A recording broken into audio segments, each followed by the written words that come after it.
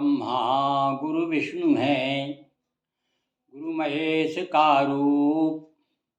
ऐसे गुरु को नमन है जो है ब्रह्म स्वरूप। गणपति गुरु गौरी गिरा, गोस्वामी गिरजेश। मातु नर्मदा की कृपा, रक्षा करें हमेश। बंदो हनुमत लखन संग, रिपुहन भरत सुजान। सिया राम जी को नमन, गाऊं हरि गुण गान। सियावर रामचंद्र की जय, अयोध्या राम लला की जय। नर्मदा मैया जी की जय। अति अपार जे सरित वर, जो द्रप से तू कराही। चढ़ पिपील कही परम लघु, बिनु श्रम पार ही जाय। कवि कुल चूड़ामणि गोस्वामी तुलसीदास जी महाराज ऐसा मार्ग अपनाते हैं जो सुगम हो। इस विषय में वह स्पष्ट करते हैं कि जिस प्रकार से राजाओं के द्वारा बनाए हुए सेतु पुलों को पार करने में पिपीलिकाओं को यानी चींटियों को कोई श्रम नहीं करना पड़ता और उनके लिए बड़ा सुगम मार्ग है, ऐसे ही मार्ग मैं अपना रहा हूँ। जो हमारे बड़े बड़े पूर्वजों कवियों ने जिस मार्ग का अनुसरण किया है, उसी मार्ग पर मैं चलना चाहता हूँ। और इस प्रकार से अपने मन को समझा करके, यही प्रकार बल मन ही दिखाई, करहो रघुपति कथा सुहाई। भगवान राम की कथा का वर्णन करने जा रहा हूँ। यही बल प्राप्त करके इस प्रकार से हमारे पूर्वजों ने सुगम मार्ग हमें बताया है, उसी मार्ग पर चलने के प्रयास करते हुए अब मुझे बिल्कुल सुगम है। जिस प्रकार से चींटी के लिए सुगम है, इसी प्रकार मुझे भी सुगम हो जाएगा। व्यास आदि कवि पुंगव नाना, जिन सागर हरि सुजस बखाना। और व्यास आदि वेद व्यास है, वाल्मीकि है, और भी पहले जितने कवि हुए, श्रेष्ठ श्रेष्ठ कवि हुए हैं, उन्होंने बड़े आदर के साथ में भगवान के चरित्र का गायन किया है। उन सबको पुनः देखिए, बार बार आप जो वंदना कर रहे हैं, जब से हाथ जोड़ रहे हैं भैया, जब से शुरू हुआ है अपना बालकांड, अब क्या फिर कह रहे हैं, फिर से याद आ गई उनको। तो अब उनको जो मेरे पूर्वज कवि हैं, जो मेरे पुरखे कह सकते हैं, जो जिन्होंने भगवान के चरित्र का गायन अपनी वाणी से किया है, उन सबको, यानी अभी तो संस्कृत के कवियों को नमन कर रहे हैं। तो कह रहे हैं, चरण कमल बंदो तिनके रे, पूर्वं सकल मनोरथ मेरे। आप सबों को मैं प्रणाम करता हूँ, आप मेरे मनोरथों को पूर्ण करिए। और भैया तुलसीदास जी के साथ साथ मैं भी नमन कर रहा हूँ उन कवियों को, कि अभी भी मेरे भी पुरखे हैं, मैं भी कुछ तुकबंदी किया करता हूँ। उसी वंश में गोस्वामी कुल में मैं भी उत्पन्न हुआ हूँ, तो मैं भी प्रणाम करता हूँ गोस्वामी जी के साथ साथ। और कलि के कविन करो परनामा, और जिन्हें बरने रघुपति गुण ग्रामा। लीजिए, कलयुग के सारे कवि फूल के कुप्पा हो रहे हैं, क्योंकि इतना बड़ा महाकवि और कवियों, कलयुग के कवियों को भी प्रणाम करने जो होने वाले हैं आगे, या उनके समकालीन, उनको क्यों, क्योंकि केवल भैया उनको प्रणाम करूंगा मैं तो किनको, जिनकी भगवान श्री राम के चरणों में प्रीति है और जिन्होंने रामचरित का अपनी बुद्धि के अनुसार गायन किया है। ऐसे कवि, कलयुग के कवि। और भी आगे क्या कह रहा है वो, भये जे अहि जे हो, ये आगे जो हो गए हैं अभी मेरे समकालीन हैं, जो मेरे पहले हो गए हैं, और जो भविष्य में भी, क्योंकि भैया ये तो राम कथा सुरसरी है, बहती रहती है। इसी प्रकार से कथा जो है, एक कवि से दूसरे कवि, तीसरे कवि, देखिए कितने कवियों ने राम पर, और अब तो देखो इस समय कितने बड़े बड़े महाकाव्य लिखे गए। एक एक पात्र जो है मानस का, रामचरितमानस का जो एक एक पात्र है, चाहे वो राम हो, लक्ष्मण हो, लखन हो, भरत हो, शत्रुघ्न हो, सीता, सब पर अलग अलग महाकाव्य लिखे गए। तुलसीदास जी की ये प्रेरणा रही भैया। तुलसीदास जी की वंदना कितनी फलीभूत हुई। वो तो वंदना सबकी हम तो करते, जो बोल हम पढ़ रहे हैं ना, तो हम भी वंदना ही कर रहे हैं, हमारे द्वारा भी तो वंदना हो रही है, हम भी तो हाथ जोड़ रहे हैं। तो इसलिए सारे देव हम पर भी कृपा करें, जिस प्रकार से उन्होंने तो गोस्वामी जी पर कृपा की। जे प्राकृत कपि परम सौरे भी कह दिया भाई उन्होंने, कि संस्कृत के उस समय संस्कृत का बोलबाला था, पर उस समय भी कुछ लोग जो है हिंदी में भाषा में प्राकृत भाषा में जो बोलचाल की हमारी भाषा है वर्तमान में, उसमें जो कविताएं लिख रहे हैं उनको भी भाषा जिन्हें हरिचरित बखाने, जिन्होंने भाषा में हिंदी में अवधी में भोजपुरी में अन्य जितनी भी भाषाएं हैं उनमें जो भगवान का गायन जिन्होंने किया है। हमारे देश में कितनी भाषाएं बोली जाती हैं, कोई उसका कोई हिसाब किताब है क्या?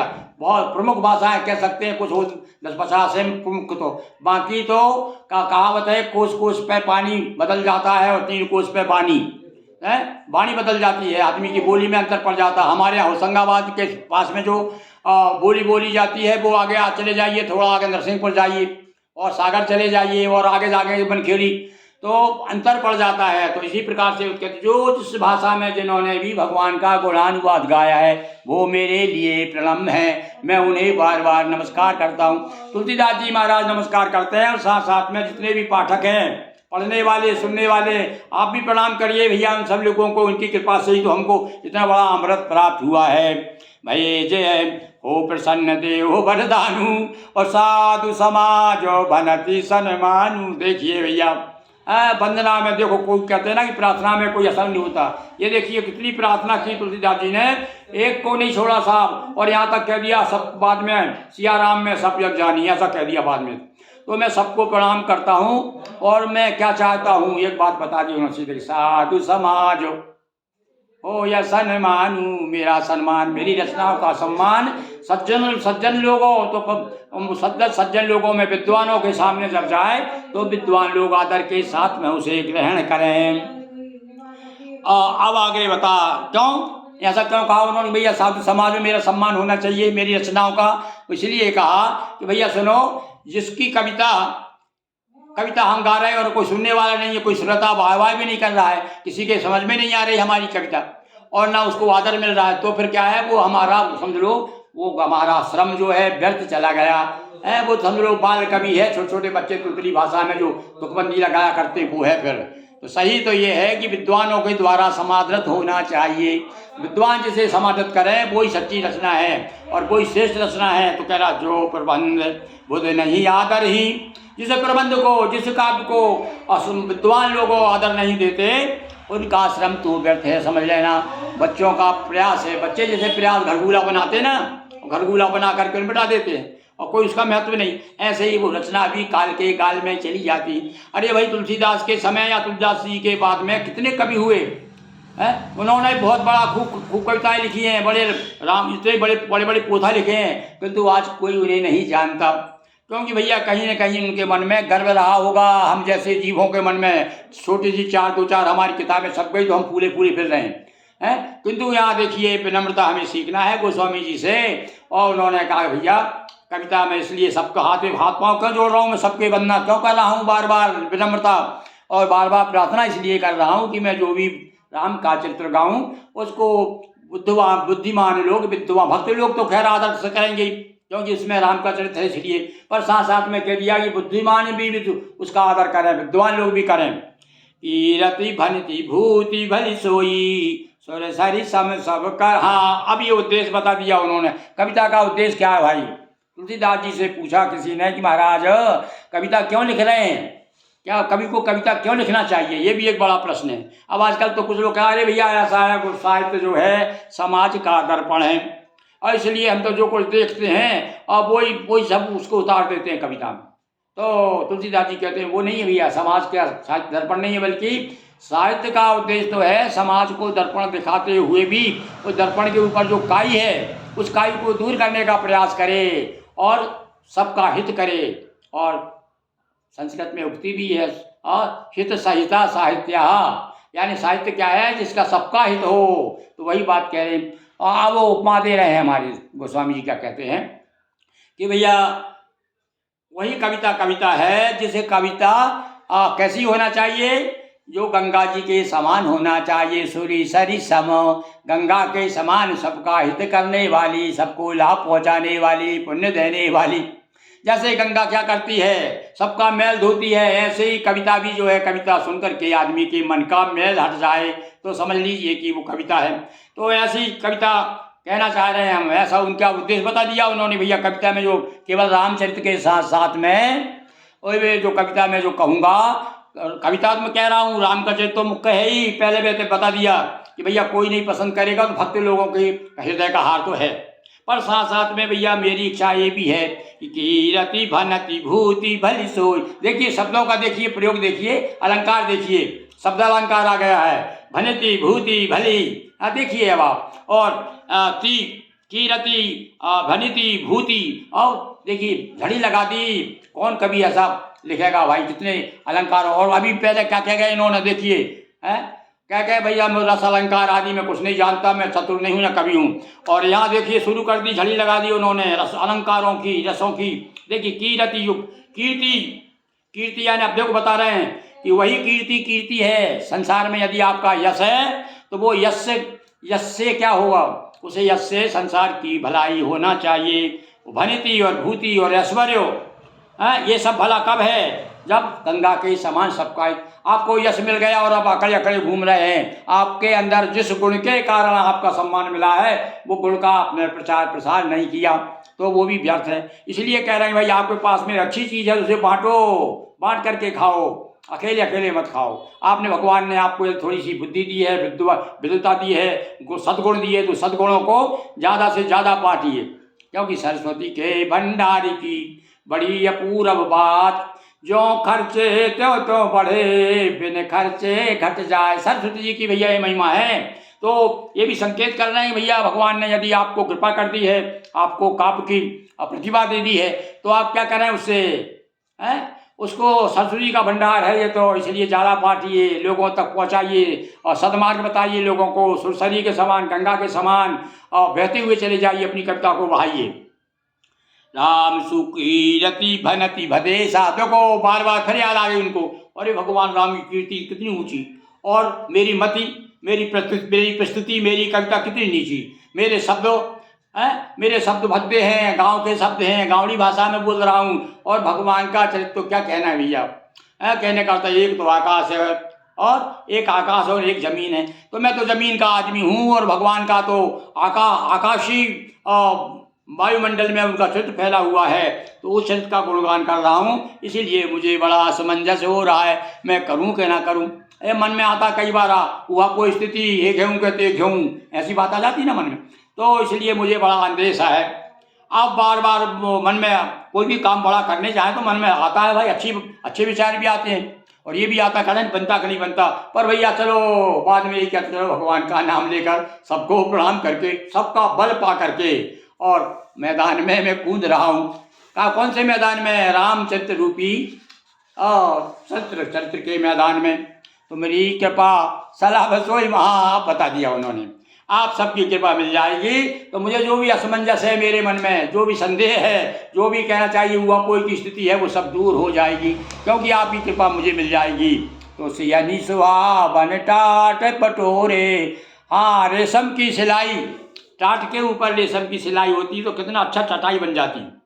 देखिए अब आप कहाँ का उदाहरण दिया भाई, कहाँ से ढूंढ के लाए, हो सकता है उसी पे रखते रहे होंगे वो, तो उन्होंने भी देखा होगा उसको कि देखो ये टाट है, पर चूंकि रेशम लग जाने से इसकी कीमत बढ़ गई। तो इसी प्रकार से भैया मेरी कविता की कीमत भी क्यों बढ़ जाएगी। ये तो टाट पटोरे हैं, टाट की तरह हैं, पर भगवान का चरित्र तो रेशम की तरह है, और रेशम से जब गुथ जाएगा ये टाट, तब ये सुंदर चटाई का रूप धारण कर लेगा। कितना सुंदर, क्या बढ़िया बढ़िया, और इससे बढ़िया कविता और क्या हो सकती है। तो सहज सरल कवित कीरति विमला, सोयादर ही सुजान। हाँ और बता दिया भैया, एक बात और बता दी उन्होंने, कुछ लोग जो है शब्दों से मुठभेड़ करते हैं, ना जाने कहाँ कहाँ से कविता में ढूंढ कठिन शब्द लाएंगे और समझेंगे कि बहुत बड़ा विद्वान कवि है।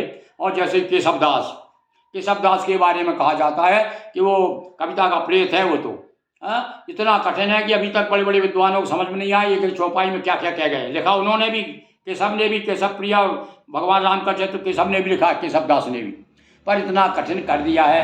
पर तुलसीदास जी कहते भैया देखो, अब जैसे अपन जनता के हमारे सामने सुनने वाले जो हैं वो कौन सी डिग्री के हैं भाई, प्राथमिक कक्षा के वो हैं, और हम बीए पढ़े हुए और हम बीए का पाठ्यक्रम उनके सामने रख दें तो उनको पल्ले पड़ेगा क्या।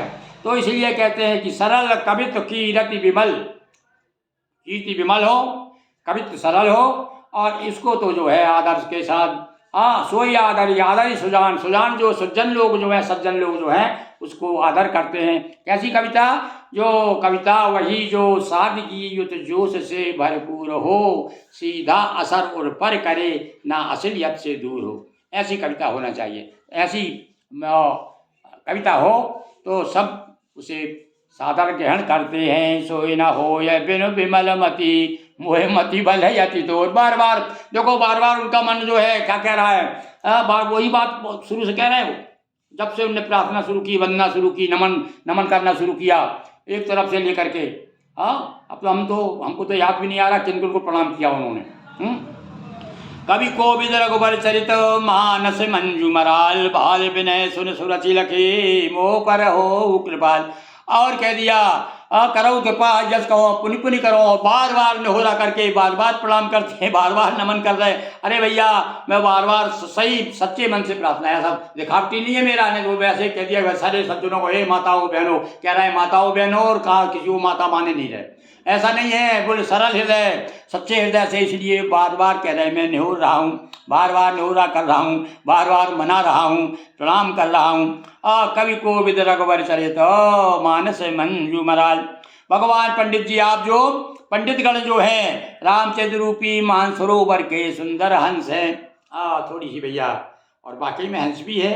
जो भी तारीफ कर रहे हैं कोई झूठी तारीफ थोड़ी कर रहे हैं। कह रहा है हे पंडितगणों, आप तो भगवान रामचंद्र रूपी जो सरोवर है ना उसके हंस हैं। और हंस तो क्या है? हंस क्या है? हंस दूध का पान करता है और परिहरि वार विकार, आगे वही बात कहेंगे, परिहरि वार विकार, यानी वो सब छोड़ देते हैं। अब यहाँ पर भैया इन्होंने आगे चल के वो सोठा से शुरू करेंगे। कवि कोविद रघुबर चरित मानस मंजू मराल, भाल विनय सुन सुरुचि लखी मोह पर हो कृपाल। हे भगवान रामचरित्र रूपी सरोवर के हंसो, आप हम पर कृपा कीजिए। मेरी ये विनय है, कविता क्या है, मैं कविता विनय के रूप में प्रस्तुत कर रहा हूँ। ये रामचरित्र रूप चरित्र क्या है, मेरी विनय है भगवान के चरणों में अर्पित कर रहा हूँ। आप लोग सब भी मुझे बच्चा समझ के, जैसे जो बालक कह तो तरी बाता सुनाई मुदित मन। अरे भाई, बच्चा कोई गलती कर देता है तो क्या बच्चे को डांटा जाता है? और जो सही माता पिता जो स्नेह करते हैं वो तो थोड़ी सी गलतियों को निगलेक्ट कर देते हैं और उसको ध्यान नहीं देते। तो कह रहे हैं बाल विनय सुन सुरुचि लखो, मेरी सुरुचि आप देखिए, देखो एक एक शब्द में ध्यान दीजिए आप। मेरी रुचि देखिए, मेरी रुचि ऐसी वैसी रुचि नहीं है, मेरी सुरुचि है। सुरुचि यानी जो भगवान के प्रति जो भी जिसकी रुचि हो जाएगी उस रुचि को तुलसीदास जी सुरुचि कहते हैं। बाकी तो नाना प्रकार की रुचियाँ हैं लोगों की, पर उनकी दृष्टि में तो भैया सुरुचि कौन सी है कि जो भगवान की रचना करे, भगवान के चरणों का गुणगान करे। तो इस प्रकार से वो बाल विनय सुनकर कृपा में बालक रूप मान करके आप लोग मुझ पर बार बार प्रसन्न हो जाइए, कृपा कीजिए कि मैं रामचरित्र का गायन कर सकूं। और भैया मुझे अब लग रहा है कि वाकई में सच्चे हृदय से उन्होंने प्रार्थना की, सब लोगों ने सुनी और सबने कहा जा पर कृपा राम की होई, ता पर कृपा करे सब कोई। जो ही सुदृष्टि से भगवान रघुवीर ने उधर देखा तो सबकी पीर दूर हो गई। सारे लोग भी जो है हाथ ऊंचा कर करके आशीर्वाद दे रहे हैं, ऐसा लग रहा है हमारे तुलसीदास जी महाराज को। और वो आशीर्वाद ना फलीभूत हुआ कि वो आशीर्वाद और वहाँ से निकल के हमारे ऊपर भी आ रहा है। हम भी प्रार्थना करते हैं भैया सभी देवताओं से, सभी मुनिजनों से, सुरगणों से और कण कण से कि हम पर भी इसी प्रकार से कृपा करें कि हम भी कुछ इस लायक हो जाएं कि भगवान के चरणों का गुणानुवाद करने में हमारी वाणी ना थके। बोलिए सियावर रामचंद्र की जय, उमापति महादेव की जय, नर्मदा मैया जी की जय। हर हर महादेव शंभो।